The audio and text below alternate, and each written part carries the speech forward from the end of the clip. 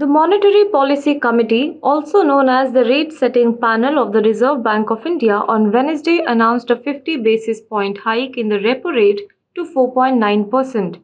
Repo rate is the rate at which the RBI lends money to commercial banks. This latest increase in the key rate follows a surprise 40 bps repo rate hike on May 4th.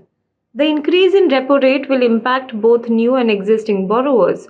With inflation likely to stay above the central bank's tolerance limit, economists expect the RBI to front load rate hikes with another 50 basis points rate hike in the August policy.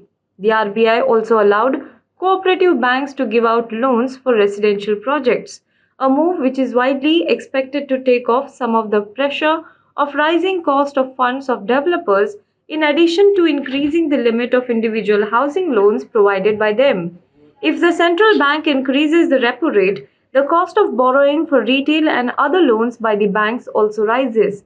Apart from the repo rate hike, the MPC also unanimously voted to remain focused on withdrawal of accommodation. Congress leader Gaurav Vallabh today, however, reacted to it and said that India has entered a stagflation. Stagflation is a situation where the economy of a country is stagnant and inflation is rising. In both the cases, the common man suffers. Here is what he said. Reserve bank ने जो आज monetary policy committee की meeting के बाद repo rate को 50 basis point बढ़ाया है, ये पिछले 50-60 दिनों में दूसरी वृद्धि है।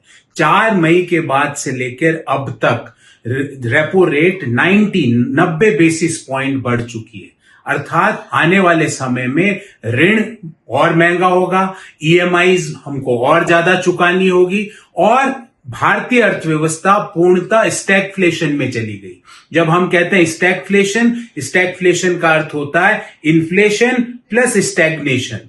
जब जीडीपी ग्रोथ रेट नीचे गिरे और इन्फ्लेशन बढ़े तो उसे स्टैगफ्लेशन कर रहे हैं। आज रिजर्व बैंक ऑफ इंडिया ने साफ तौर पर कहा है कि जो उसका इन्फ्लेशन का टारगेट 5.7% था, उसको उसने बढ़ा के 6.7% कर दिया।